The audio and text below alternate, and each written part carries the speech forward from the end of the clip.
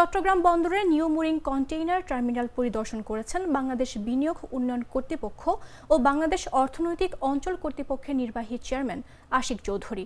বৃহস্পতিবার বেলা 11:15টায় পরিদর্শন করেন তিনি। পরিদর্শন শেষে সাংবাদিকদের সঙ্গে আলাপকালে তিনি জানান, অর্থনৈতিক উন্নয়ন সব সরকারের প্রথম এজেন্ডা হওয়া উচিত।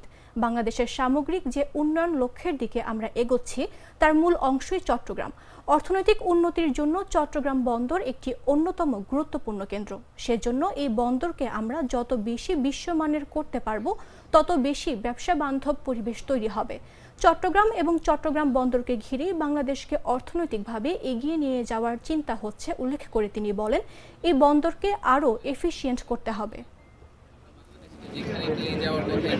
টার্মিনালকে ঘুরে দেখেন, এখন আসছেন কন্টেইনার টার্মিনাল। অন্য জায়গাগুলোতে আমরা গিয়েছি ওগুলোতে তো এখনো কিছু হয়নি, অলরেডি একটা কর্মযজ্ঞ চলছে।